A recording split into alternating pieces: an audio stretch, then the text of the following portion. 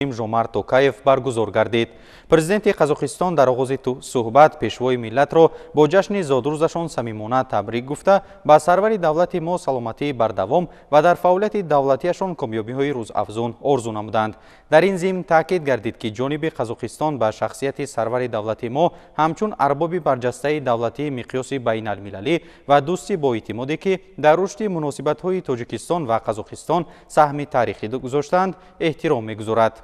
дар ҷараёни суҳбат сарони давлатҳо атрофи раванди бемайлони таҳкиму тавсияи ҳамкории ҷории Тоҷикистону Қазоқистон изҳори назар карда, масъалаҳои алоҳидаи муносибатҳои гуногунҷанбаи ду кишварро дар чорчӯбаи шарикии стратегӣ ва ҳампаймонӣ баррасӣ намуданд. ду ҷониб идомаи муколамаи сатҳи олӣ ва баланд, инчунин саъю талошҳои муштараки самарабахшро ба хотири таъмини густариши минбаъдаи равобит дар ҳама самтҳои мавриди таваҷҷӯҳ ба манфиати мардумони ба ҳам бародари Тоҷикистон ва Қазоқистон арзёбӣ намуданд. ҳамчунин аз номи президенти Қазоқистон ба унвони сарвари давлати мо муҳтарам Эмомалӣ Раҳмон барқияи табрикӣ ворид шудааст. имрӯз суҳбати телефонии президенти ҷумҳурии Тоҷикистон пешвои миллат муҳтарам Эмомалӣ Раҳмон бо президенти ҷумҳурии Узбекистон муҳтарам Шавкат Мирзиёев доир гардид. президенти Узбекистон пешвои миллатро ба муносибати зодрӯзашон самимона табрику муборакбод намуда, бо таманнёти нек ба сарвари давлати мо саломатии қавӣ ва дар фаъолияти давлатиашон комёбиҳои навин орзу намуданд. зимнан муҳтарам Шавкат Мирзиёев саҳми беназири пешвои миллатро дар таҳкими пояҳои давлатдории мардуми Тоҷикистон, нуфуз ва мавқеи он дар арсаи байналмилалӣ ва рушди иқтисодию иҷтимоии кишвар ба таври хоса таъкид карданд. дар идомаи суҳбат аз сатҳи баланди муносибатҳои имрӯзаи ду кишвар изҳори қаноатмандӣ карда, ҳолат ва дурнамои робитаҳои дӯстӣ, ҳусни ҳамҷаворӣ, шарикии стратегӣ ва ҳампаймонии Тоҷикистону Узбекистонро баррасӣ намуданд. ҳар ду ҷониб омодагии худро барои татбиқи пайгиронаи мувофиқаҳои то имрӯз ба даст омада, ҳамчунин саъю талошҳои муштараки минбаъда ҷиҳати боз ҳам ғанӣ гардондани муносибатҳои кишварҳои мо бо мазмуну муҳтавои нави амалӣ иброз намуданд. аз номи президенти ҷумҳурии Узбекистон ба ин муносибат ҳамчунин барқияи табрикӣ ворид шудааст. имрӯз ҳамчунин суҳбати телефонии президенти ҷумҳурии Тоҷикистон пешвои миллат муҳтарам Эмомалӣ Раҳмон ва президенти Федератсияи Русия муҳтарам Владимир Путин баргузор гардид. дар оғози суҳбат президенти Русия Владимир Путин сарвари давлати моро бо зодрӯзашон самимона табрик гуфта, таманнёти неки худро иброз намуданд. бо изҳори миннатдорӣ барои табрикоти гарму самимӣ пешвои миллат таъкид карданд ки таманнёти неки ӯро ба тамоми мардуми Тоҷикистон мансуб медонанд. дар идомаи суҳбат сарони давлатҳо ҳолати кунунӣ ва дурнамои робитаҳои байни давлатии ду кишварро ки дар асоси усулҳои шарикии стратегӣ ва ҳампаймонӣ сурат мегиранд, мавриди изҳори назар қарор доданд. дар робита ба ин пешвои миллат итминони хешро ба он таъкид карданд ки ҷонибҳо бо саъю талошҳои муштараки минбаъда пешбурди муносибатҳои ҳамкориро ба нафъи мардумони ду кишвари ба ҳам дӯст таъмин хоҳанд кард. сарони ду давлат ҳамчунин оид ба мавзӯъҳои тамосҳо ва мулоқотҳои сатҳи олии дар пеш истода табодули афкор намуданд. аз номи президенти Федератсияи Русия ҳамчунин барқияи табрикӣ ворид шудааст. имрӯз ҳамчунин суҳбати телефонии президенти ҷумҳурии Тоҷикистон пешвои миллат Эмомалӣ Раҳмон бо раиси шӯрои Федератсияи Маҷлиси Федералии Русия Валентина Матвиенко анҷом ёфт. раиси палатаи болоии парламенти Русия пешвои миллатро бо изҳори таманнёти нек бо зодрӯзашон самимона табрик намуданд. пешвои миллат аз ҷониби худ бо таманнёти сиҳатмандиву комёбӣ муҳтарам Валентина Матвиенкоро ба муносибати аз нав интихоб шуданаш ба маснаби раиси шӯрои Федератсияи Русия табрик гуфтанд. дар ҷараёни суҳбат оид ба ҷанбаҳои алоҳидаи ҳамкории гуногунҷанбаи Тоҷикистону Россия табодули афкор анҷом ёфт. дар робита ба ин ба робитаҳои байнипарлумонӣ таваҷҷӯҳи хоса зоҳир карда шуд. таъкид гардид ки усулҳои шарикии стратегӣ ва ҳампаймонӣ заминаи мустаҳками муносибатҳои Тоҷикистону Россияро ташкил медиҳанд ва рушди бомароми робитаҳои байнипарлумонӣ ба ҳайси қисми таркибии он идома дорад. ҳамчунин оид ба тамосу чорабиниҳои дар пеш истода ки хусусияти байни парлумонӣ доранд, табодули афкор сурат гирифт.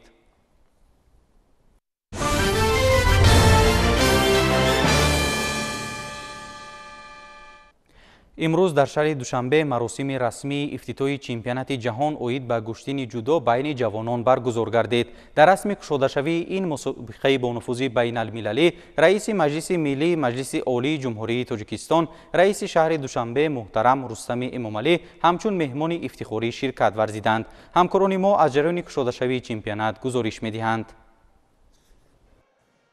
امروز مراسمی با شکوه گشوده‌شوی چمپیونات جهان اوید به جودو بین جوانان تا 21 ساله برگزار گردید که در آن رئیس مجلس ملی مجلس عالی جمهوری تاجیکستان رئیس شهر دوشنبه محترم رستم امامعلی همچون مهمان فخری اشتراک داشتند. همزمان در مراسم افتتاح این چورابینی ورزشی سطح بلند دیرکتور گنرالی فدراسیون بین المللی جودو ولاد مارینووسکی، رئیس فدراسیون جودوی تاجیکستان اسماعیل محمدزویر و دیگر شخصان رسمی اشتراک و سخنرانی نمودند. دیرکتور گنرالی فدراسیون بین المللی جودو ولاد مارینووسکی ضمن برآمدی خود ابراز داشتند که در پی برگزاری موفقانه دوشنبه گرند اسلم در مهمه سال جاری اویله جودو امسال بار دوم برای برگزار نمودن چمپیونات جهان بین جوانان در شهر دوشنبه به هم آمدند.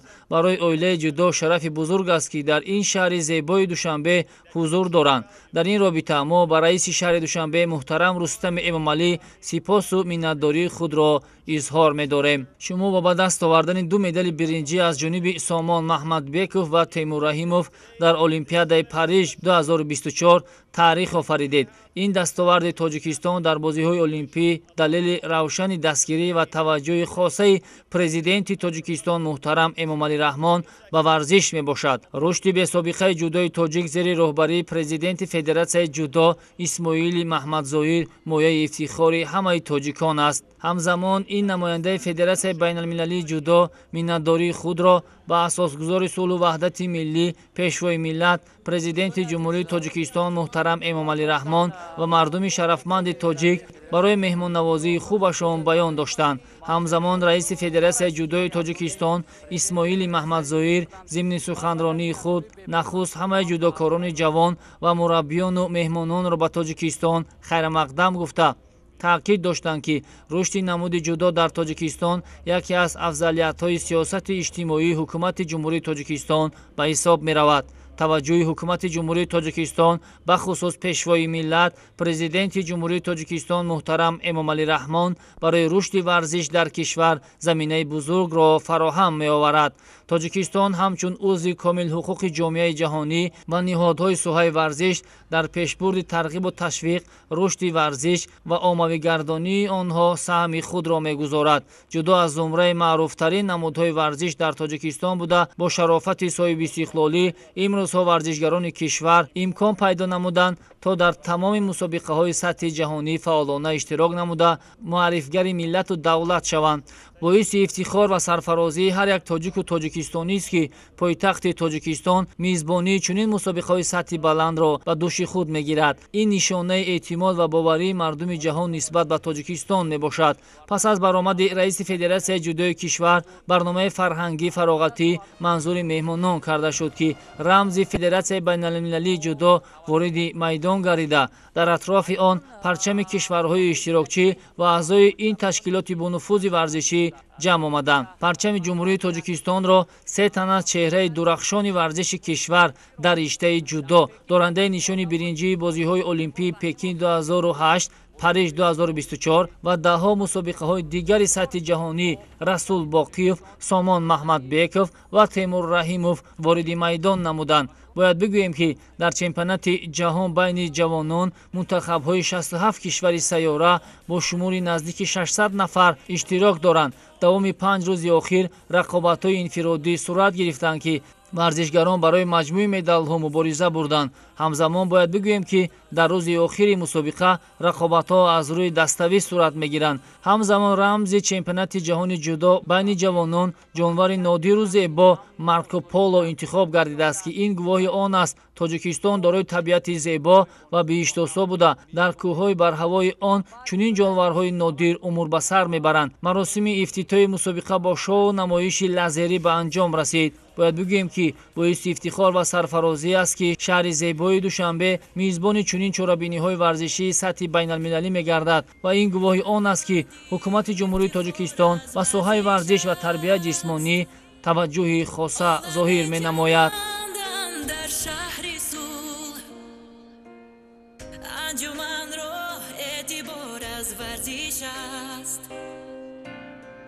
انجمن رو اعتبار از ورزش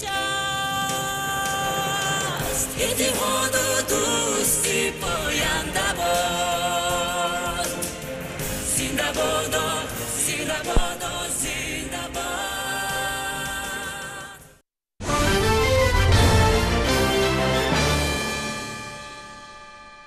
در پیروی از سیاست بنیادکارانه پرزیدنت جمهوری تاجیکستان پیشوای ملت محترم امامعلی رحمان با سهم صاحبکار وطندوست اسماعیل محمد زوئیر بیش از 10,000 نفر ساکن محله‌های شهر کولاب با آب آشامیدنی تازه تامین کرده می‌شوند. عین زمان با کندن 130 متر چقوری آب صاف برآورده شده کارهای به کوچه‌ها کشیدن قبورهای آبگذر جریان دارد.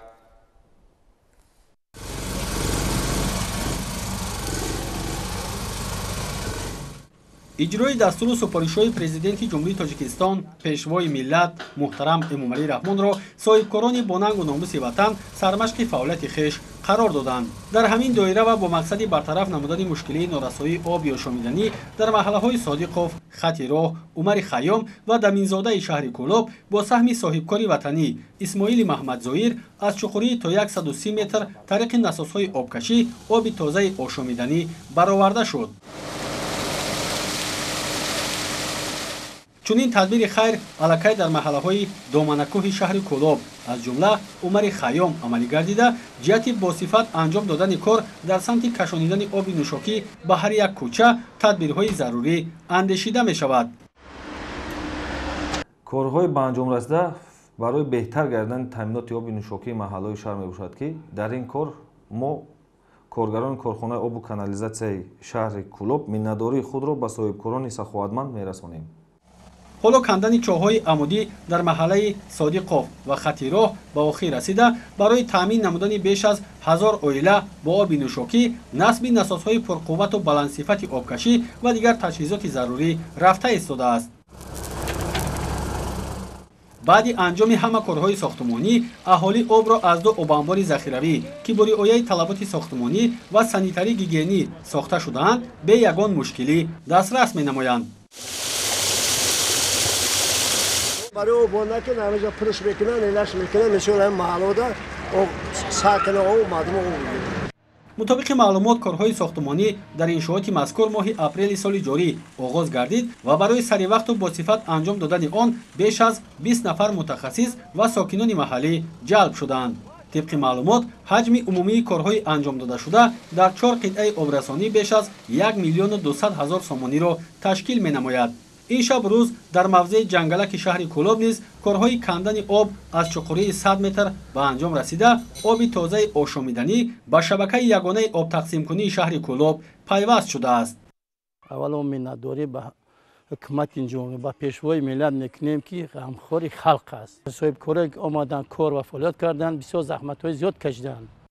بعد انجام یافتن همه کارهای خوابانیدن قبورهای آبگذر بیش از 10,000 نفر ساکنان شهر کولاب با آب تازه آشامیدنی تامین کرده می شوند. ساکنان محله‌های ذکر گردیده شهر کولاب از چنین کار خیر و ثواب که در پرتو دستور و هدایت‌های سرور دولت محترم امامعلی رحمان با سهم صاحبکار وطنی اسماعیل محمد زوئیر عملی شد خوشحال گردیدند.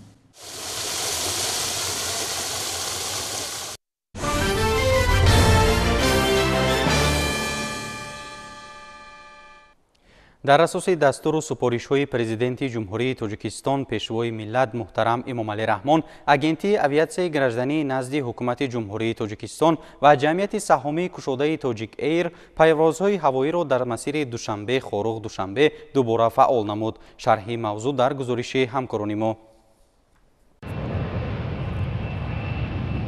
парвозҳо дар масири душанбе хоруғ душанбе шурӯъ аз 3 октябри соли 2024 оғоз гардид. ҳамакнун дар асоси хатсайри нақшавӣ давоми як ҳафта парвозҳо 3 маротиба амалӣ карда мешавад. парвозҳои ҳавоӣ дар масири душанбе хоруғ душанбе дар асоси дастуру супоришҳои президенти ҷумҳурии тоҷикистон пешвои миллат муҳтарам эмомалӣ раҳмон ва мусоидати агентии авиатсияи гражданӣ назди ҳукумати ҷумҳурии тоҷикистон ҷамъияти саҳомии кушодаи тоҷик эйр барқарор барқарор карда шуданд. дар ин замина рӯзҳои душанбе, чоршанбе ва шанбе тавассути ҳавопаймоии Ан-28 сокинону меҳмонон имкон доранд дар вақти муайян бо имконоти хуби хизматрасониҳо сафар анҷом диҳанд. изҳори миннатдории худро ба пешвои муаззами миллат муҳтарам имомалӣ раҳмон баён менамоем ки баъди муддати тӯлонӣ хатсайри душанбе хоруғро кушоданд ва аз ин иқдом мо хеле хурсанд ҳастем. чиптаҳо аз нуқтаҳои фурӯши чиптаҳои Тоҷик Эйр ки дар бинои ширкати ҳавопаймоии Тоҷик Эйр воқеъ аст дастрас карда мешавад. давомнокии парвоз аз Душанбе то Хоруғ 1 соату 10 дақиқаро ташкил медиҳад. ҳавопаймоии Ан-28 имкони интиқоли 17 мусофирро дорад. барои фаъолсозии хатсайри мазкур 26 сентябр ҳавопаймоии Ан-28 дар фазои Душанбе муваффақона парвози санҷишӣ анҷом дод.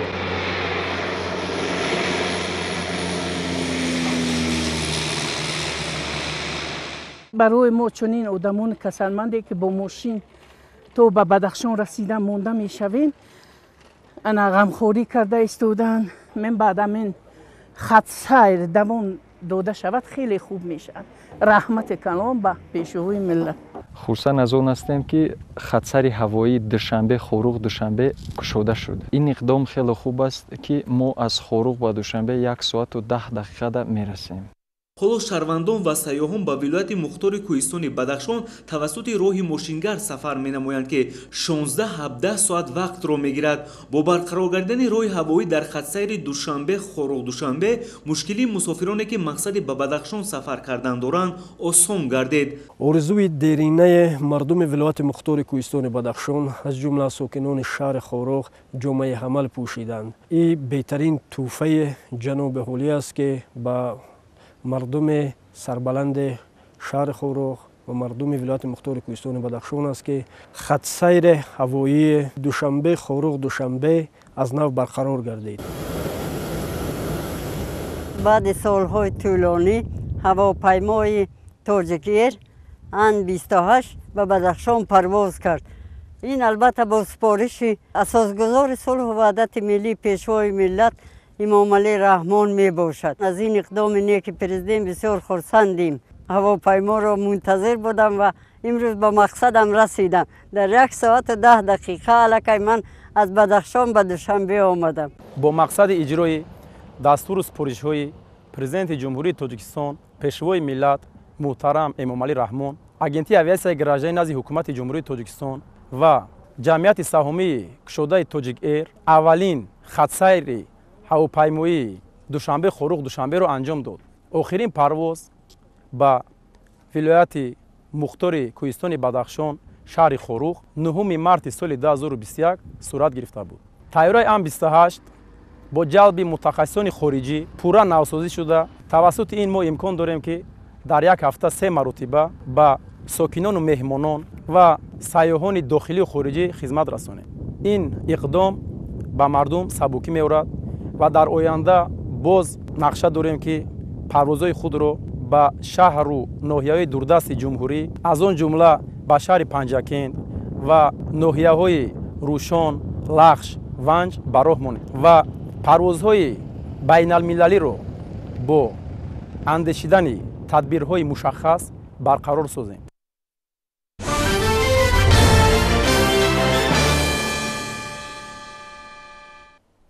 имрӯз дар кохи сурӯши шаҳри Душанбе бахшида ба рӯзи омӯзгорон ки ҳамасола якшанбеи 1 моҳи октябр таҷлил карда мешавад чорабинии тантанавӣ баргузор гардид. дар ин ҳамоиш муовини сарвазири ҷумҳурии Тоҷикистон Дилрабо Мансурӣ, роҳбарияти вазорати маориф ва илм, ҳамчунин омӯзгорону кормандони соҳаи маорифи мамлакат иштирок доштанд. Ориф Партоев омӯзгоре ки амарӯза 8 километр роҳро тай карда дар яке аз деҳаҳои дурдасти ноҳияи Тимурмаликӣ аз нарасидани омӯзгор танқисӣ мекашад, ба шогирдон забони русиро меомӯзонад. имрӯз аз ҷониби муовини сарвазири мамлакат Дилрабо Мансурӣ ва роҳбарияти маориф ва илми ҷумҳурии Тоҷикистон бо нишони аълочии маориф ва илми ҷумҳурии Тоҷикистон сарфароз гардид. ман бисёр ифтихор мекунам ки тавассути дастгириҳои вазорати маориф ва илми ҷумҳурии Тоҷикистон хизматҳои моро дастгирӣ кардам ва маро сазовори аълочии маорифи ҷумҳурии Тоҷикистон донистанд.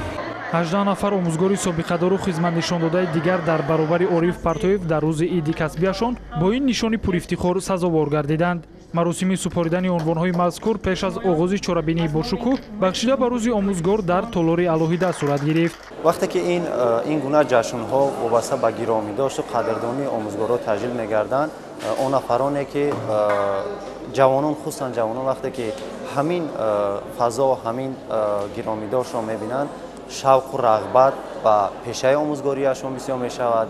дар навбати дигар онҳо низ мехоҳанд ки ба ин роҳи пуршараф, ба ин касби пуршараф ноил гарданд.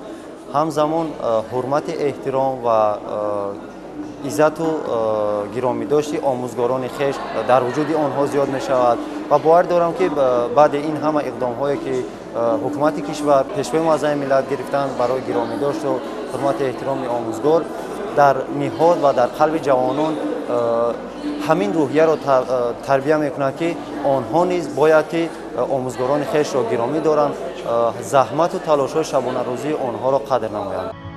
сипас дар толори калом бо иштироки шумораи зиёди аҳли илму зиё, устодону омӯзгорони муассисаҳои таълимӣ ва собиқадорони соҳа чорабинии идона баргузор гардид.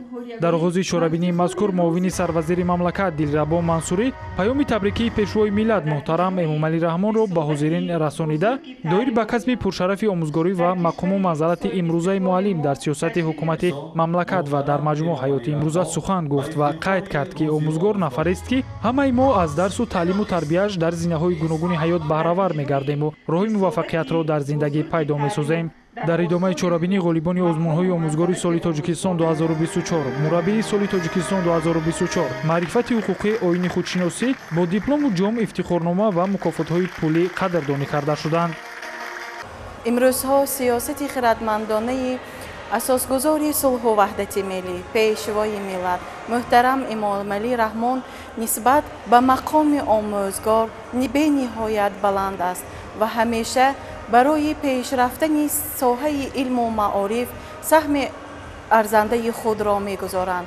мо низ омӯзгорон ҷавобан ба ин ғамхориҳои пешвои миллат ҳамешагӣ мекӯшем баҳри тарбияи насли оянда сози миллат саҳми арзандаи худро гузорем. ман ғолиби озмуни даври ҷумҳуриявӣ мураббии соли Тоҷикистони 2024 гаштаам ва дар маҷмӯъ метавон иброз намуд ки дар меҳвари асосии сиёсати пешвои муаззами миллат соҳаи маориф нақши калидӣ дошта, бешак рушди таълиму тарбияи насли наврасро пайваста аз муассисаҳои таҳсилоти томактабӣ таъкид менамояд. хушбахтона бо талошҳои маорифпарваронаи пешвои муаззами миллат мо аҳли зиёи маориф муаззаф ҳастем ки фаъолияти кории худро боз ҳам дучанд баланд бардошта дар тарбияи насли наврас хоса дар муассисаҳои таҳсилоти томактабӣ нақши муассир гузорем. дар фарҷоми чорабинӣ бахшида ба рӯзи омӯзгор ва болидарӯҳии омӯзгорону иштирокчиён барномаи бошукӯҳи фарҳангӣ бо ҳунарнамоии ситораҳои эстрада баргузор гардид.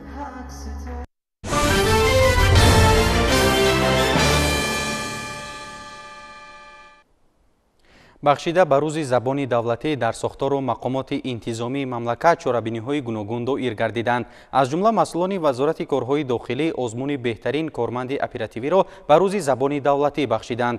чорабинӣ ба ҳамин монандро бахшида ба рӯзи забон масъулони агентии назорати маводи нашаовари назди президенти ҷумҳурии Тоҷикистон ташкил карданд. бо мақсади баланд бардоштани малака ва савияи дониши кормандони мақомоти ҳифзи ҳуқуқ бахусус кормандони самти фаъолияти оперативӣ ҷустуҷӯӣ ҳамасола 5 октябр ҳамчун рӯзи касбии кормандони оперативӣ таҷлил карда мешавад. вобаста ба ин бо иқдоми роҳбарияти вазорати корҳои дохилӣ чанд соли охир озмуни корманди беҳтарини оперативӣ баргузор карда мешавад.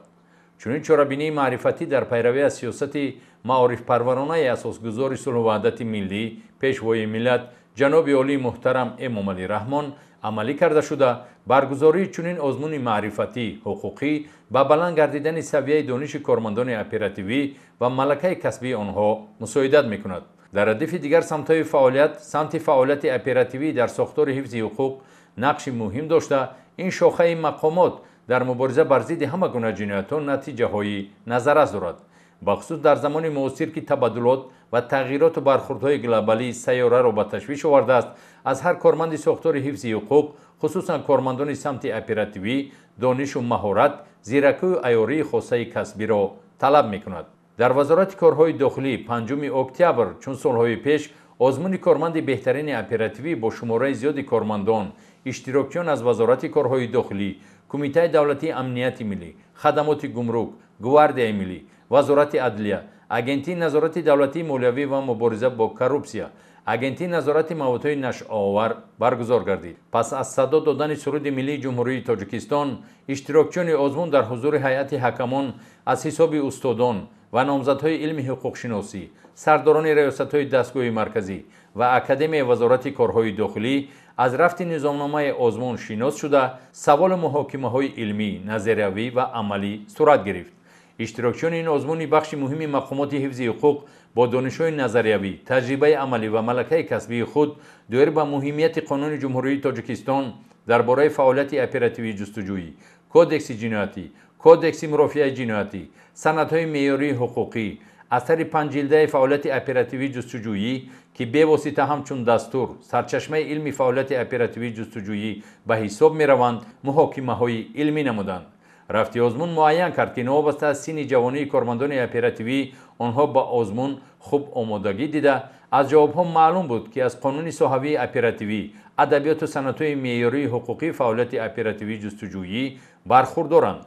وزیر کارهای داخلی جمهوری تاجیکستان در رفت سخنرانی خود از نقش و مهم بودن سمت فعالیت اپراتیوی جستجویی به اشتراکیان آزمون مثالهای مشخص آورده، این رکن مقامات حفظ حقوق فعالیت اپراتیوی جستجویی را در مکانیزم دولتداری اساس پایداری مملکت و کفالت آسایشتگی عنوان کرد.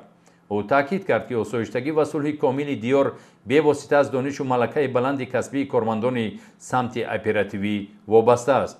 به ضررگردانی گروه‌های متشکل غیرقانونی سلاح به دست، معین و دستگیر کردن گروه‌های متشکل نشت جلاب، مصادره سلاح، پیشگیری از شامل شوی بعضی جوانان با سازمان و تشکیلات افراطگرا، این هم از زیرکی و دانش مکمل کارمندان اپراتیوی وابستگی دارد. حکمان وابسته به سطح دانش اشتراکیان آزمون غالبان را معین کردند. کارمند ریاست مبارزه ضد جنایت‌های متشکل وزارت کارهای داخلی سزاوار زینه یکم، کارمند وزارت عدلیه سزاوار جای دوم، کارمند کمیته دولتی امنیت ملی سزاوار جای سیوم با نشان تأسیس داده وزارت کارهای داخلی، کارمند بهترین اپراتیوی و تحفه‌های مالی قدردانی کرده شدند. اینچنین به بعضی از اشتراکیان آزمون از طرف رهبریت وزارت کارهای داخلی افتخارنامه وزارت کارهای داخلی تقدیم کرده شد. агентии назорати маводи нашоавари назди президенти ҷумҳурии тоҷикистон ҷиҳати таъмини иҷрои саривақтии дастуру супоришҳои асосгузории солу ваҳдати миллӣ пешвои миллат президенти ҷумҳурии тоҷикистон муҳтарам эмомалӣ раҳмон инчунин ҷиҳати амалишавии стратегияи миллӣ оид ба назорати маводи нашоавар дар ҷумҳурии тоҷикистон барои солҳои 2021-2030 баҳри баландбардоштани маълумотнокии аҳолӣ оид ба зарари маводи нашоавар дар ҷомеа, пешгирию коҳиш додани сатҳи нашамандӣ, роҳандозӣ намудани тарғиби тарзи ҳаёти солим дар байни ҳамаи табақаҳои аҳолӣ мунтазам чорабиниҳои гуногуни оммавӣ ташкил ва баргузор менамояд. бо ин ҳадаф бахшида ба рӯзи забони давлатии ҷумҳурии тоҷикистон дар муассисаи таъсисоти миёнаи умумии рақами 53 ноҳияи исмоили сомонии шаҳри душанбе озмуни иншои беҳтаринро дар мавзӯи несбод нашаву нашамандӣ баргузор намуд. мақсад аз баргузории озмуни мазкур боз ҳам баландбардоштани маълумотнокии хонандагон оид ба оқибат ва хатари истеъмоли маводи нашоавар ва ҷалби ҷавонону наврасон ба хониш ва тарзи ҳаёти солим мебошад. дар озмун 80 нафар хонандагони синфҳои болоӣ аз 17 муассисаи таъсисоти миёнаи умумии ноҳияи исмоили сомонӣ иштирок намуданд. ман ба бӯи ҷону ҷонон зиндаам, чун умеди рӯзгорон зиндаам. ман киям ҳар лаҳза мепурсӣ маро, тоҷикам бо тоҷикистон зиндаам. ман бозор ва назира хонандаи синфи нӯҳигаи муассисаи таҳсилоти миёнаи умумии рақами 8 мебошам. имрӯз намояндагони агентии назорати маводи нашоаварӣ назди президенти ҷумҳурии тоҷикистон ва мақомоти иҷроияи ҳокимияти давлатии ноҳияи исмоили сомонии шаҳри душанбе ба мо хонандагон имконият фароҳам оварданд ки бахшида ба рӯзи забони давлатӣ дар озмуни иншои беҳтарин در موضوع زادگان استقلال ضد مواد نشه‌دار اشتراک نماییم. من سزاوار جای یکم گردیده از این خیلی هم افتخارم و به همسالان خود توصیه می‌دهم که بسیار کتاب خوانند، دانش خود را سیقل دهند و در چنین آزمون‌ها اشتراک کرده سزاوار جای‌های نمونوی گردند. من سفر عبدالوهاب خواننده صنف 9 به مؤسسه تحصیلات میانه عمومی رقم 1 می باشم. من در انشای بهترین موضوع زادگان استقلال ضد مواد نشه‌آور اشتراک کرده سزاوار جای افتخاری گردیدم. من مینه‌داری خود را به اساسگر صلح و وحدت ملی پیشوای ملت پرزیدنت جمهوری تاجیکستان محترم امامعلی رحمان بیان میکنم که به ما شرایط فراهم آوردند که ما امروز آزادانه تحصیل میکنیم و دانش خود را سیقل داده در چنین چهاربینی‌ها اشتراک میکنیم. дар қисмати ҷанбастии озмун намояндагони агентии назорати маводи нашаовар шӯъбаи маорифи ноҳия ва дигар меҳмонон иштирок ва суханронӣ намуданд. дар интиҳо ба ғолибони озмун аз номи агентии назорати маводи нашаовари назди президенти ҷумҳурии тоҷикистон тӯҳфаҳои хотиравӣ тақдим карда шуд. ҳамасола дар тоҷикистон 5 октябр ҳамчун рӯзи забони давлатӣ таҷлил карда мешавад. ба хотири гиромидошти ин арзиши муқаддаси миллӣ ҳар сол дар тамоми ташкилоту муассисаҳои мамлакат чорабиниҳои гуногуни илмию фарҳангӣ ташкил карда мешаванд. чунин як чорабинии маърифатӣ дар китобхонаи шаҳрӣ ба номи абулқосим лоҳутии шаҳри душанбе бо иштироки адибону аҳли фарҳанг ва дӯстдорони китоб доир гардид. масъулини китобхонаи шаҳрӣ ба номи абулқосим лоҳутӣ ин санаи фархундаро дар сатҳи баланд таҷлил намуданд. қабл аз оғози чорабинӣ намоиши китобҳои пешвои миллат президенти ҷумҳурии тоҷикистон муҳтарам эмомалӣ раҳмон ва китобҳои нависандагону шоирон ва забоншиносон ташкил карда шуд ки аз ин махзани илму маърифат меҳмонон дидан карданд. пас аз намоиши китобҳо дар як гӯшаи китобхона суруду шеърҳо дар фасли забон иҷро карда шуд.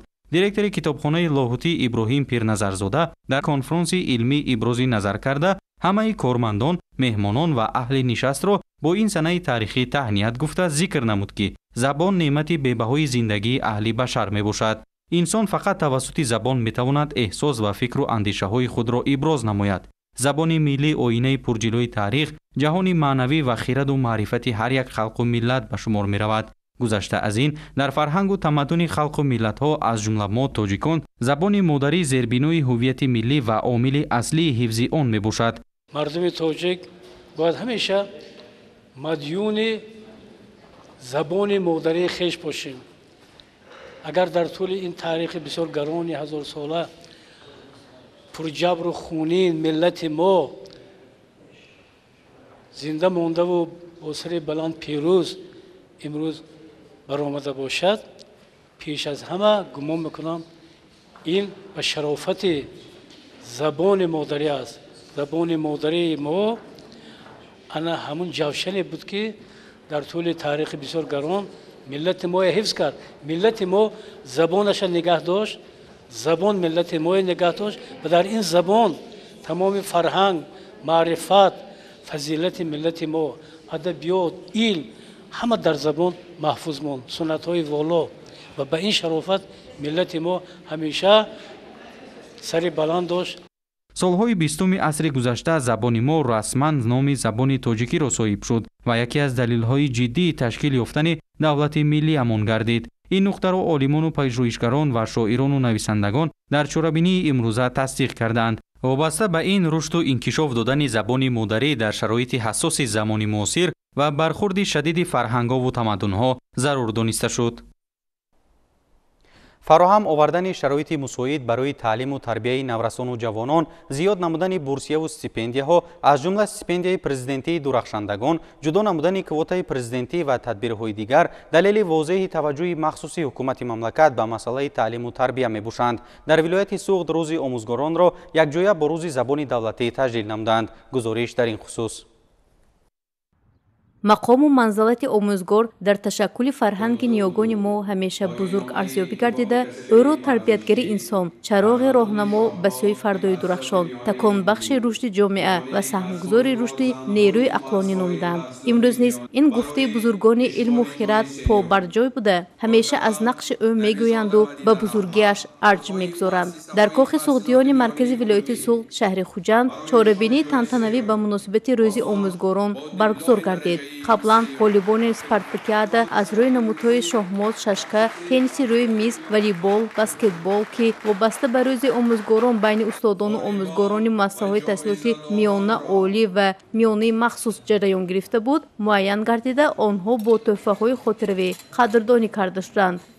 дар қисмати расмии чорабинӣ муовини раиси вилояти Суғд Азими Зайнура Оқилзода зимни расонидани паёми табрикии роҳбари вилоят гуфт ки дар ҷумҳурии Тоҷикистон зери роҳбарии сиёсати маорифпарваронаи пешвои миллат Президенти ҷумҳурии Тоҷикистон муҳтарам Эмомалӣ Раҳмон ба омӯзгорон таваҷҷӯҳи махсус равона гардида барои кору фаъолияти судманду мондагори онҳо дар ҷомеа шароитҳои зарурӣ фароҳам оварда шудааст. таҷлили рӯзи омӯзгорон дар кишвар шаҳодати он аст ки роҳбарияти олии мамлакат ба омӯзгорон таваҷҷӯҳи ҳамешагӣ доранду нақши онҳоро дар ба камол расидани насли ояндаи кишвар муҳим медонанд. ҷавобан ба чунин ғамхориҳо маорифчиёни вилояти Суғд дар самти баланд бардоштани сатҳу сифати таълим, тарбияи насли ояндасозу ватанпарвар кӯшиш ба харҷ хоҳанд дод. мисоли равшани ин гуфтаҳо омӯзгори фанни биологӣ муассисаи таълимии махсус гардонидашуда барои хонандагони болаёқати ноҳияи Бобоҷон Ғафуров Дилором Ҷалолова ғолиби озмуни ҷумҳуриявии омӯзгори соли Тоҷикистон 2024 дониста шуда бо мукофотпулӣ ба маблағи 30 000 сомонӣ ва тӯҳфаи хотиравии Вазорати маориф ва илми ҷумҳурии Тоҷикистон сарфароз гардонида шуд. бо назардошти саҳми арзанда дар баланд бардоштани сатҳи таълиму тарбия ва иштироки фаъолона дар чорабиниҳои ҷамъиятӣ як зумра собиқадорони соҳа бо тӯҳфаҳои хотиравӣ, мақомоти иҷроии ҳокимияти давлатии вилоят ва гурӯҳи дигари фаъолони соҳа бо сипосномаву ифтихорномаҳо ва тӯҳфаҳои хотиравӣ қадрдонӣ карда шуданд. дар шаҳри Исфара ба муносибати рӯзи забони давлатӣ ҷамъомадӣ тантанавӣ баргузор гардид. дар рафти он ҷамъомадагонро раиси шаҳр табрику таҳният гуфта аз ҷумла зикр кард ки забоне ки дар муддати зиёда аз 1000 соли таърих фишору таъқибҳои зиёдеро пушти сар намуда бо фарҳангу маданияти халқиятҳои бегона дар сангарҳои муқобил мардонавор истодагарӣ намудааст.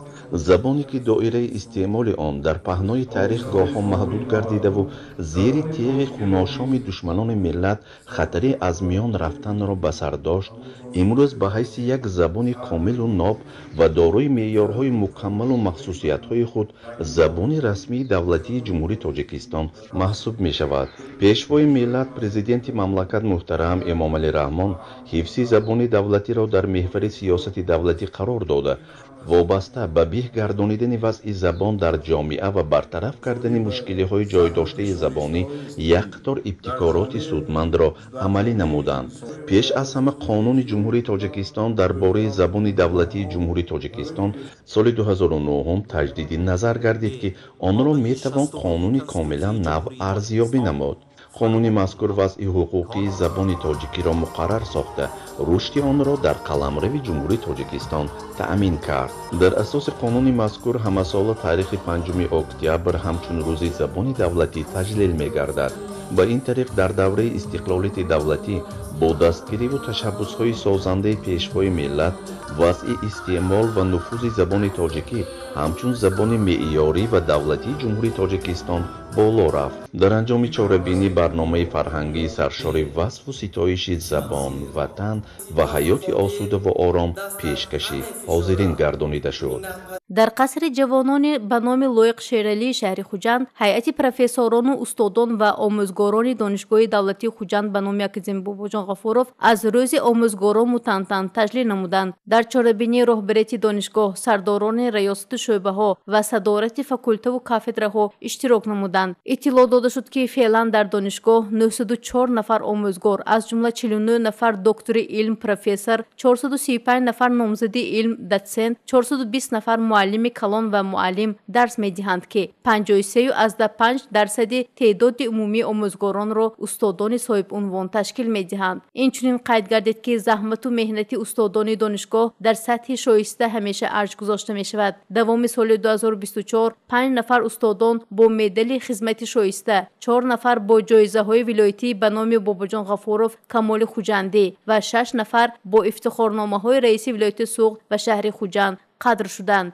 намояндаи мақомот иҷроии ҳокимияти давлати вилояти суғд номаи табрикоти раиси вилоятро ба сами ҳозирин расонда, доир ба ғамхориҳои пайваста таваҷҷӯҳи бевоситаи роҳбарияти давлату ҳукумат нисбат ба омӯзгорон, тайёр намудани кадрҳои баландихтисос ва ҳавасмандии моддиву маънавии онҳо ҳарф зад. Дар идома 337 нафар намояндагони раёсати донишгоҳ, деканони факултет, омӯзгорон ва кормандони донишгоҳ ҷиҳати фаъолияти назарраси меҳнатӣ, хизматҳои арзанда дар рушди таълиму тарбия, анҷоми корҳои босамари илмӣ тадқиқотӣ, ширкати фаъолона дар маҳфилҳои фарҳангиву маърифатӣ, ҳамзамон ба муносибати таҷлили рӯзи омӯзгорон бо ифтихорнома, тӯҳфаҳои хотиравӣ ва раҳматнома қадр карда шуданд. Дар дигар муассисаҳои таълимии миёна, олӣ ва миёнаи махсус низ вобаста ба таҷлили рӯзи омӯзгорон чорабиниҳои гуногун ҷараён гирифтанд.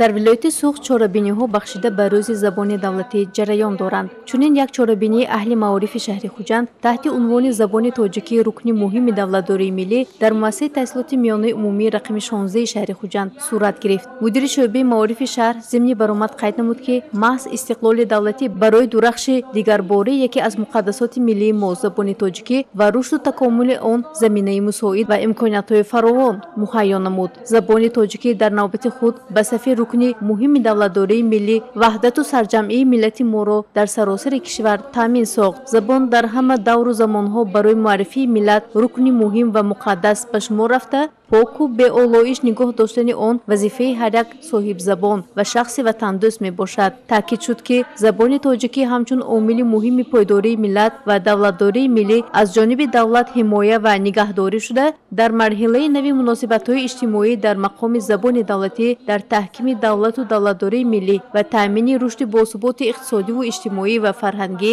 нақши муҳим дорад. Аз тарафи муҳассилини муассиса барномаи адаби фарҳангии фарогири ғояҳои ватандӯстиву меҳанпарварӣ пешкаши ҳозирин гардонида шуд. Барои болидахотири аҳли нишаст аз тарафи санъаткорон барномаи консертӣ пешкаш карда шуд.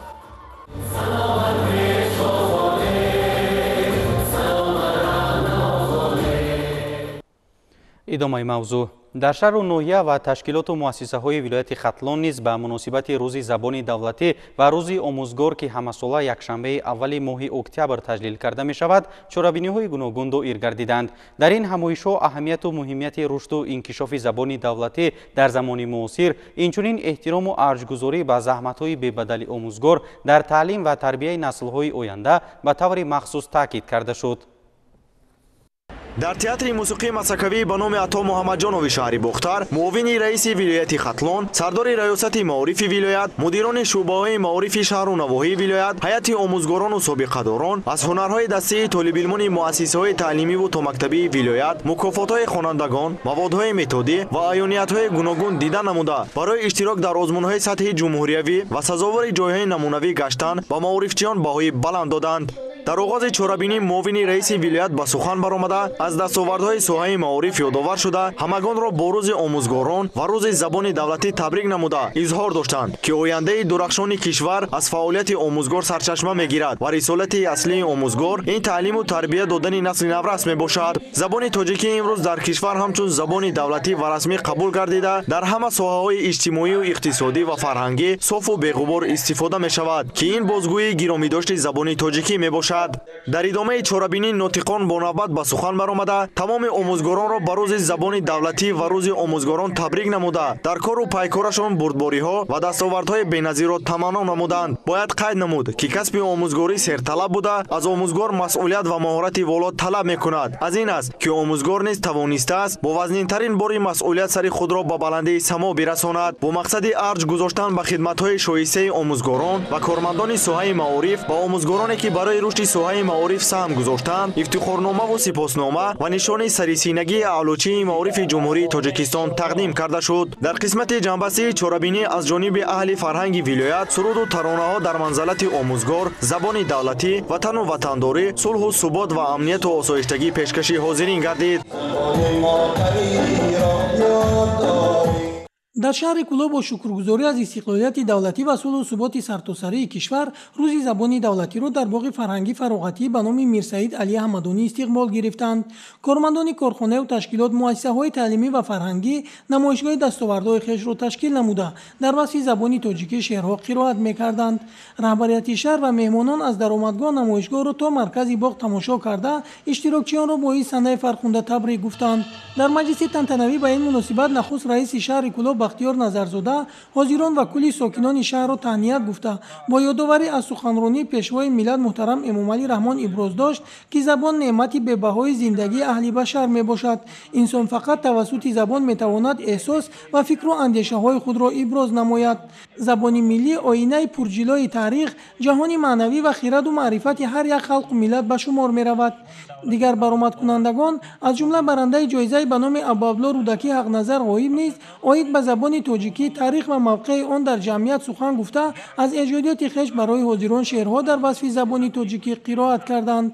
дар ҳолати тантанавӣ ба якқатор омӯзгорони фанни забони тоҷикӣ, фаъолон ва роҳбарони муассисаҳои томактабию таълимӣ сипосномаҳои мақомоти иҷроии ҳокимияти давлатии шаҳри Кӯлоб тақдим карда шуд.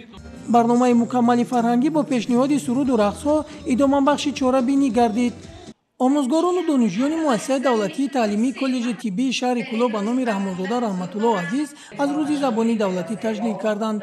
директори коллеҷ кулли омӯзгорон ва донишҷӯёнро бо рӯзи забони давлатӣ табрик гуфта қайд намуд, ки дар даврони соҳибистиқлолии ҷумҳурии Тоҷикистон яке аз дастовардҳои халқи тоҷик мақоми давлатӣ гирифтани забон ва арҷ гузоштан ба он мебошад.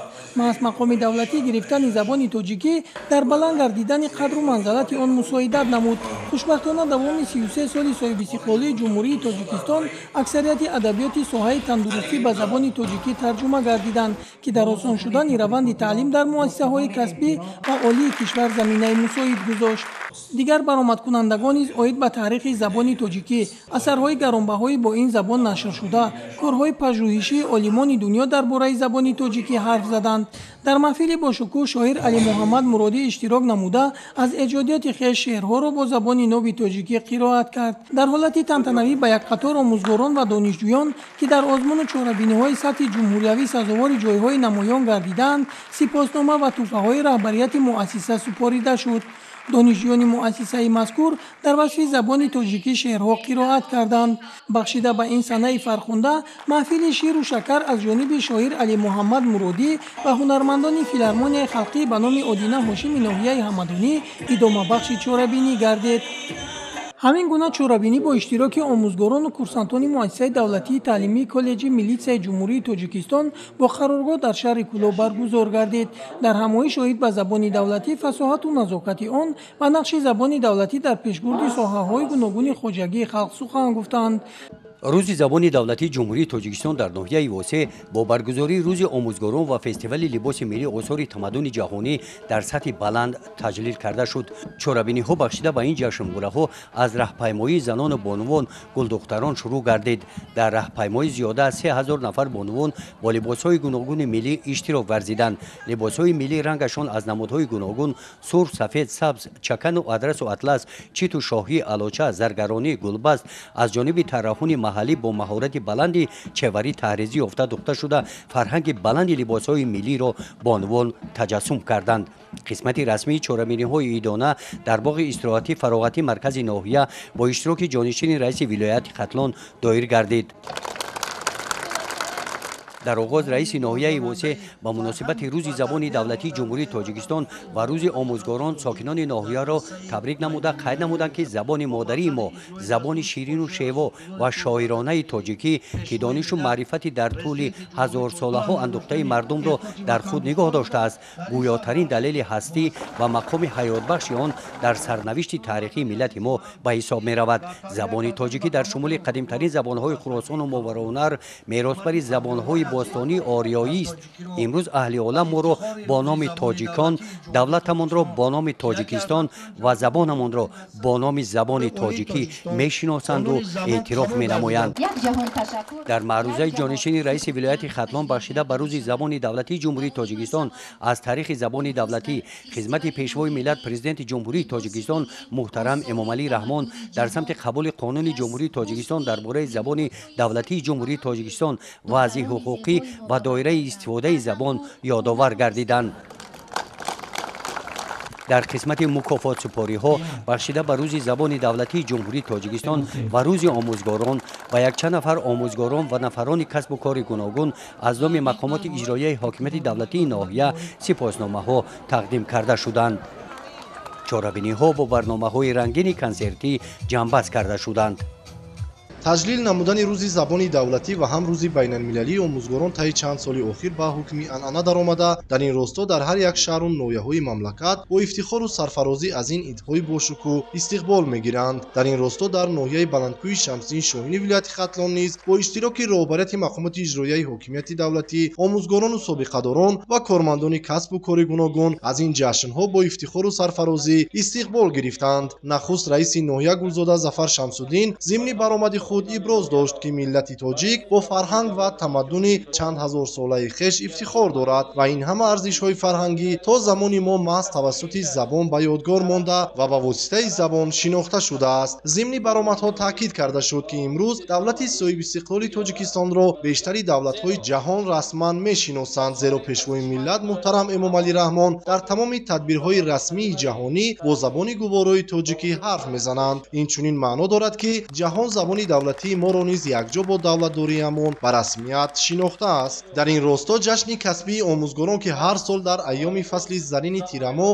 якшанбеи 1 моҳи октябр таҷлил карда мешавад, аз таваҷҷӯҳу ғамхориҳои давлат ва ҳукумати ҷумҳурии Тоҷикистон нисбати аҳли илму зиё, омӯзгорон ва дигар алоқамандони соҳаи маориф далолат медиҳад. Дар идомаи суханрониҳо зикр гардид ки таваҷҷӯҳи рӯзафзуни маорифпарваронаи пешвои муаззами миллат аз мо омӯзгорон тақозо дорад, то барои боз ҳам хубтар ба роҳ мондани таълиму тарбия, ҷалби ҷавонон ба илмҳои муосир ва забономӯзӣ бештару беҳтар сай варзем. Дар ин росто эълон гардидани солҳои 2020-2040 20-солаи омӯзиш ва рушди фанҳои табиатшиносӣ, дақиқ ва риёзӣ дар соҳаи илму маориф, роҳандозӣ шудани озмунҳои ҷумҳуриявӣ, фуруғи субҳи доноӣ китоб аст. Илм фуруғи маърифат. Тоҷикистон ватани азизи ман, тоҷикон оинаи таърихи миллат ки бо иқдоми бевоситаи сарвари давлат амалӣ шуда истодааст, барои боз ҳам баланд гардидани шавқ ва завқи наврасону ҷавонон нисбати адабиёт, таърих, фарҳанг, илмҳои муосир, техникаву технология роҳи васеъ боз менамояд. Дар идомаи чорабинӣ ба як зумра устодону омӯзгорон ва кормандони фаъоли шӯъбаи маорифи ноҳияи Шамсини Шоҳин аз ҷониби раиси ноҳия ифтихорнома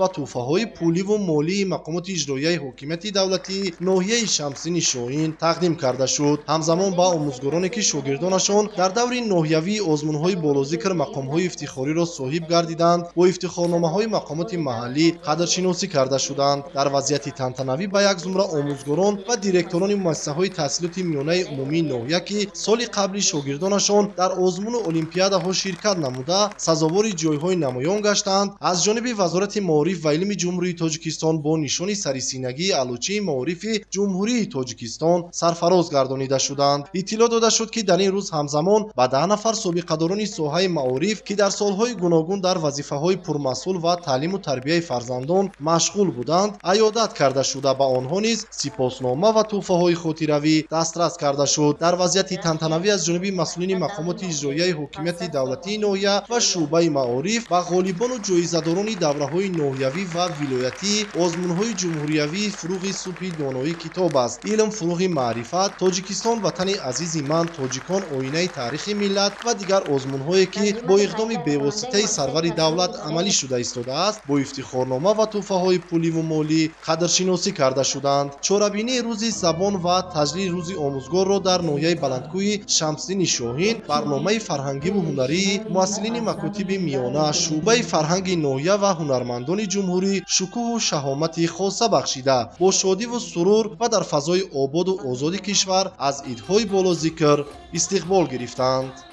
дар кохи фарҳанги шаҳри Леваканд рӯзи забони давлатӣ бо шукӯҳ таҷлил карда шуд ки дар он аҳли илму адаб ва постдорони забонро ба ҳам овард. нахуст ҳайати иштирокдорон аз дастовардҳои аҳли илму маориф ва ҳунарҳои мардумӣ дидан карда ба насли имрӯза таъкид карда шуд ки мероси гаронбаҳои бузургонро ҳифз кунанд. дар идома роҳбарияти шаҳр зимни суханронӣ изҳор дошт ки аз оғози даврони соҳибистиқлолии кишвар ҳукумати ҷумҳурии Тоҷикистон ба рушди забони давлатӣ таваҷҷӯҳ зоҳир намуда тадбирҳои амалиро را روی کار آورد. در زمینه قبول قانون درباره زبان دولتی کمیسیای تطبیق زبان دولتی تأسیس داده شد. تاریخ ثابت نموده است که استواری دولت و ملت از تمدن و فرهنگ و پایداری زبان وابسته است. در مرحله نچندان طولانی مقام و اعتبار زبان تاجیکی بالا رفت. گفتار تاجیکی در همه تدبیر و همایش‌های بین المللی نیز صدا می‌دهد که این از اعتبار جهانی زبان نو درک می‌دهد. تأکید گردید که تازه و پاکیزه و به اولایش نگاه داشتن زبان صاف و خوشبیان تاجیک وظیفه مقدس هر یکی از تاجیکستانیان می باشد، زیرا بزرگان ملت مثل رودکی و مولانا و خیام و فردوسی با همین زبان شعر گفتند و کلام بدی نگاشتند که این مایه افتخار ما صاحب زبانان می باشد. در قسمت آخری چاره‌بینی هنرمندان شهر با پیشنهاد برنامه رنگین فرهنگی طبع حاضرین را شاد گردانیده ساکنان شکرانه از صاحب استقلالی و پایداری صلح و ثبات کشور می رقصیدند و شادمانی می نمودند. بخشیده بر روز زبان دولتی در کارخانه و تشکیلات و جماعت‌های دهات ناحیه فرخار چاره‌بینی‌های گوناگون فرهنگی معرفتی دایر گردیده ایستادند. در این چاره‌بینی‌ها برآمدکنندگان عاید به زبان دولتی، معرفت حقوقی و دیگر مسائل‌ها سخن می‌گویند. در چاره‌بینی تنتنوی که در تالار مؤسسه تحصیلات میانه عمومی رقم 29 دایر گردید، خوانندگان عاید به زبان دولتی معلومات داده پارچه‌های شعری را در وصف زبان تاجیکی قرائت کردند. نماینده مقامات اجرایی حکومت دولتی ناحیه، آموزگاران و کارمندان شعبه معارف ضمن برآمد خویش عاید به تاریخ زبان تاجیکی راه پرپیچ‌وتابی طی نموده آن سخن گفته ابراز داشتند که مردم تاجیک دوام عصرها دولتداری و تاج خویش را از دست داده است، ولی زبان خود را نگاه داشته از نسل به نسل باقی گذاشته است. شروع از عصر 9 تا عصر 19 زبان تاجیکی همچون زبان رسمی کارگزاری نوابسته به شکل دولتداری و ساخت جمعیتی استفاده گردیده است. علاوه کرده شد که همین گونه چاره‌بینی‌ها بخشیده بر روز زبان دولتی در همه مؤسسه‌های ساحه معارف ناحیه برگزار گردیده ایستادند.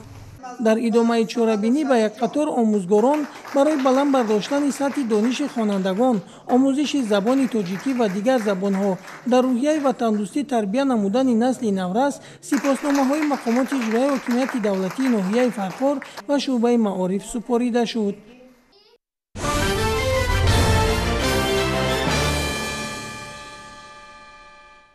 مهمترین دستاورد سیاست زبان در دوران استقلال این است که قانون جمهوری تاجیکستان درباره زبان دولتی جمهوری تاجیکستان به زبان تاجیکی مقام دولتی عطا نمود، یعنی استفاده عملی آن را در کارهای دولتداری، فعالیت سیاسی و اجتماعی، اقتصادی و فرهنگی وسیع و بی‌حدود گردانیده اساس حقوقی را برای همچون رکن اساسی ملت و دولت شناخته شدن آن فراهم آورد. این بود که وظیفه مذکور در دوره خیلی کوتاه تاریخی عملی گردیده امروز در نزد ملت نقشه گسترش زبان ملی و استوار نمودن بنیادی آن ایستاده است. از تنتنه‌های ادانه به مناسبت روز زبان دولتی در شهر و ناحیه‌های تابع مرکز همکاران ما گزارش می‌دهند. در ناحیه رشت روز زبان دولتی و روز آموزگار باشگاه شهامت خاصه تجلیل گردید. چاره‌بینی تنتنوی با اشتراک نمایندگان مقامات اجرایی و سابقه‌داران ساحه معارف و آموزگاران و خوانندگان برگزار گردید. برآمدکنندگان قید نمودند که زبان تاجیکی در طول قرنها با وجود هجوم‌های اجنبیان و این سرزمین اصالت خود را نگاه داشته تا به امروز همچون یکی از زبان‌های ناب و عالم شمول شهرت دارد. از این رو حفظ و گرامی داشت و رعایت و رشد آن نه تنها در مسائل تعلیمی بلکه در همه ساحه خواجگی خلق وظیفه مقدس آموزگاران و هر یک فرد جمهوری محسوب می‌یابد. در چاره‌بینی قید گردید که بزرگداشت زبان دولتی ارج گذاشتن به تاریخ و فرهنگ ملت است. از این رو به هر کدام ما ضرور است که به ارزش‌های بزرگ ملی از قبیل وطن، مادر، استقلال دولتی، زبان و تاریخ و فرهنگ قناعتمند خود ارزش‌گذاری نموده زبان مادری را به فرزندان خود آموزانیم. در چاره‌بینی قید گردید که حکومت جمهوری تاجیکستان برای رشد ساحه علم و معارف و بلند برداشتن مقام و منزلت آموزگاران در جامعه توجه مخصوص ظاهر می‌نماید. پیشوای ملت پرزیدنت جمهوری تاجیکستان محترم امامعلی رحمان زحمت استادان و آموزگاران را همیشه قدردانی نموده دستگیری و غمخوری در حق آنها را وظیفه مهمترین دولت و هر یک ساکن مملکت می‌داند. در ادامه به یک قطار استادان و فعالان ساحه برای تربیت نسل نورس و مساعدت نمودن شاگردان با المپیاد و آزمون‌های جمهوریوی با سپاسنامه‌های مقامات اجرایی حکومت دولتی شعبه معارف اینچنین از طرف صاحبکاران محلی با تحفه‌ها سرفراز گردانیده شدند. در قسمت دوم چاره‌بینی کمپوزیسیون ادبی خوانندگان خاطر اهل نشست را بالیده گردانید.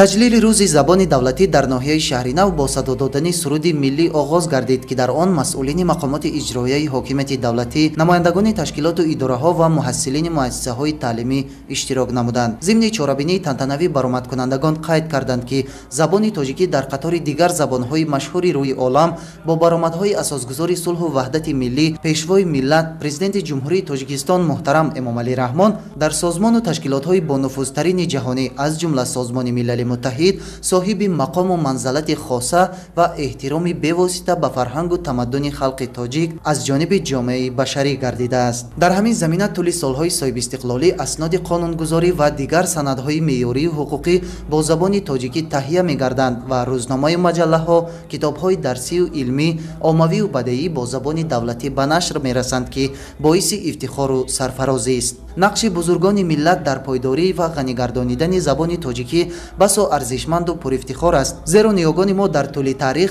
ҷиҳати ба наслҳои имрӯзаву оянда поку беолоиш нигоҳ доштани ин забон остори гаронбаҳое ба мерос гузоштанд ки баёнгари соҳиби тамаддуну фарҳанги бои халқи тоҷик мебошад. қобили қайд аст ки аз 5 октябри соли 2009 бо қабул гардидани қонун дар бораи забони давлатии ҷумҳурии Тоҷикистон, забони тоҷикӣ ба марҳалаи нави рушду такомул ворид шуд, зеро қонуни мазкур бо дар назардошти ниёзҳои рӯзафзуни ҷомеаи мо дар асри 21, инчунин ба хотири арҷгузориву посдорӣ боз ҳам бештари забони тоҷикӣ таҳияву тасдиқ гардида то имрӯз дар пешбурди сиёсати давлати навини тоҷикон нақши муҳим бозида истодааст. дар анҷоми чорабинӣ аз ҷониби ҳунармандони шӯъбаи фарҳанги ноҳияи шаҳринав барномаи фарҳанги фароғатӣ пешкаши аҳли Толор гардонида шуд.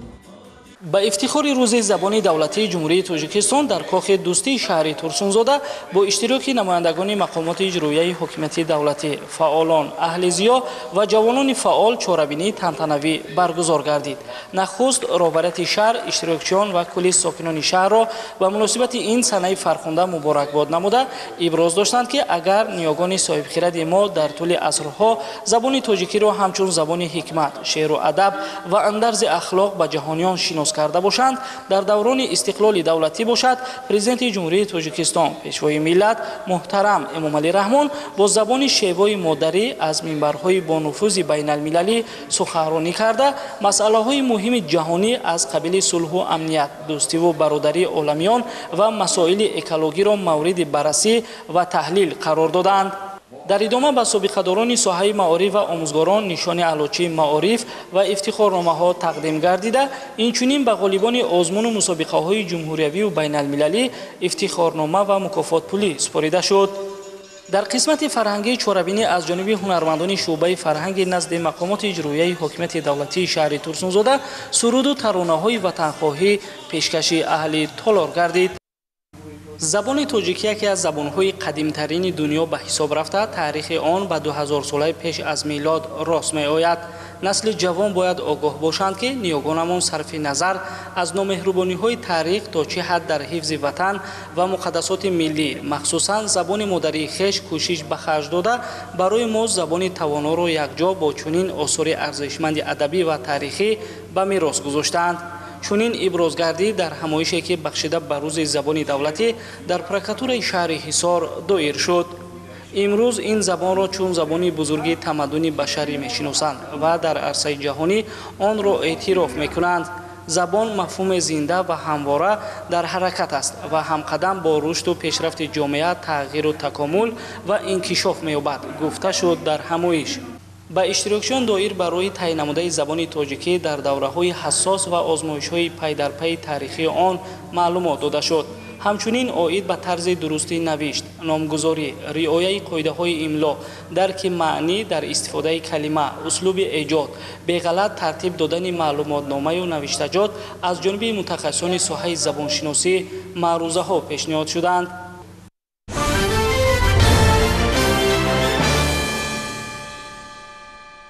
инак озмуни ҷумҳуриявии Тоҷикистон ватани азизи ман ба интиҳои худ расид. имрӯз дар толори бузургу барҳавои театри давлатии академияи опера ва балети ба номи Садриддин Айнӣ дар як ҷамъомади муҳташам ба ғолибони даври ниҳоии ин озмун ҷоизаҳояшон супорида шуд. озмуни ҷумҳуриявии тоҷикистон ватани азизи ман имсол куллан ранги дигар дошт. Агар дар соли аввали баргузориаш ин озмун ҳамагӣ ду бахш дошт, пас дар соли шашум номинатсияҳои он ба 5 адад расид. қабл аз оғози маросими қадрдонии ғолибони ин озмуни сатҳи баланд, меҳмонону тамошобинон дар даромадгоҳи театри давлатии академияи опера ва балети ба номи Садриддин Айнӣ намунаҳои офаридаҳои иштирокчиёни ин озмун аз номинатсияҳои санъати тасвирӣ ва дизайнро тамошо карданд. чорабинии тантанавиро муовини сарвазири ҷумҳурии тоҷикистон Дилрабо Мансурӣ оғоз бахшида иброз намуд, ки озмуни ҷумҳуриявии тоҷикистон ватани азизи ман ба дарёфти истеъдодҳои нави соҳаи санъат, баланд бардоштани мақому маҳорати касбӣ, эҷоди мусиқии нав, таълифи ашъори баландғояи ватандӯстона, дарёфти беҳтарин намунаҳои оҳанг ва суруд, тақвият бахшидан ба касбияти баланди ҳунари иҷрокунандагӣ равона шудааст. давоми 6 сол аст, ки ин озмун бо амри президенти ҷумҳурии тоҷикистон пешвои миллат муҳтарам Эмомалӣ Раҳмон доир мегардад. бояд гуфт, ки имсол дар даври аввали озмун 5302 нафар иштирок намуданд, ки аз ин 2755 нафар ба даври дуюм ва 525 нафар ба даври сеюм роҳхат гирифтанд. аз миёни иштирокчиёни даври ниҳоӣ дар маҷмӯъ 120 нафар соҳиби ҷоиза гардиданд.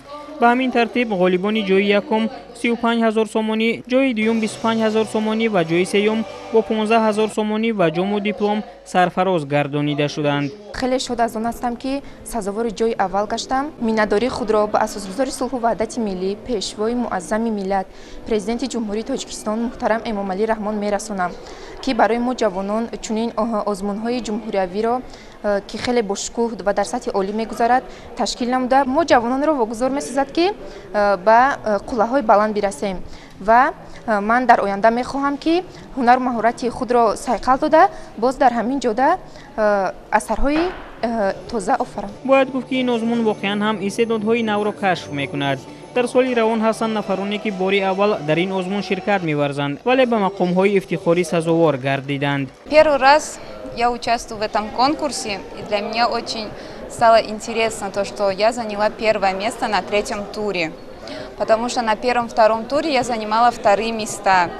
И как-то, мое произведение, которое я играла, оно оправдало результат, потому что это был самый тяжелый концерт, который я играла. طبق نظامنامه озмун имсол аз рӯи 5 номинатсия оҳангсозӣ, бастакорӣ, сарояндагӣ, навозандагӣ, санъати тасвирӣ ва дизайн доир шуд.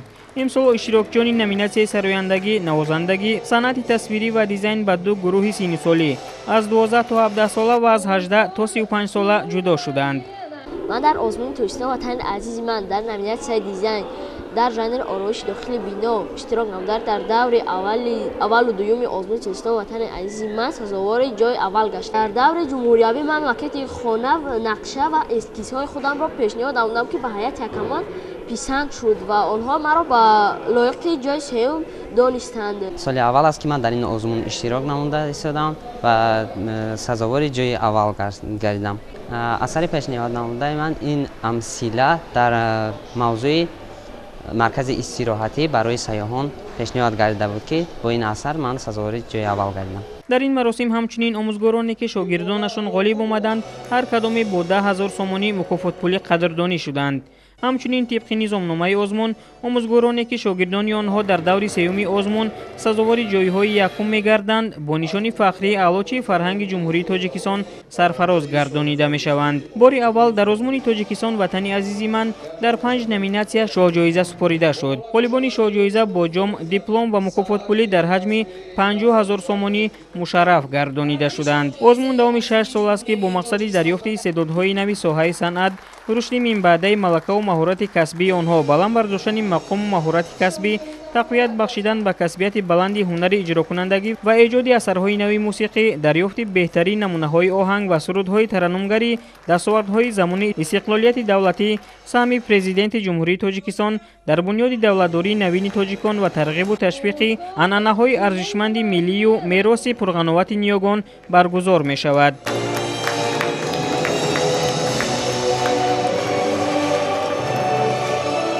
ман дар номинатсияи санъати тасвирӣ иштирок намудам ва дар ин ҷо ман асари худро яъне ки диптих яъне 2 асарро пешниҳод намудам. асари ман номаш Роғун буд, нергоҳи барқии оби Роғун, яъне ки захираи бои мо ба ҳисоб меравад. Ман хостам ки ҳамин роғунро тасвир кунам. Меня зовут Мирзоева Нармина. Я являюсь победителем Гран-при в республиканском художественном конкурсе, который проходится в Республике Таджикистан и называется «Таджикистан. Родина моя». Я очень благодарна нашему президенту, уважаемому Али Рахмону, за такую возможность участвовать в этом конкурсе, проявлять таланты и встречаться с разными людьми из разных областей Таджикистана.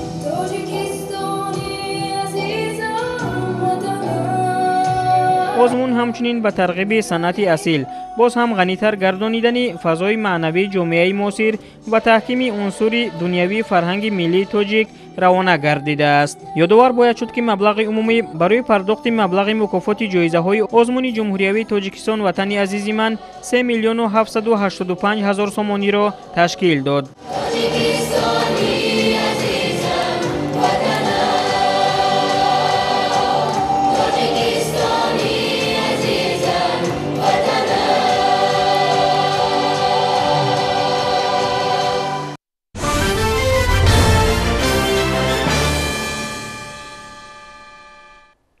بینندگان گرامی، این بود برنامه اطلاعاتی نوید که مستقیما از تلویزیون سفینه منظورتان نمودیم. برایتان استراحت خوش تمنا داریم. خیر، سلامت باشید.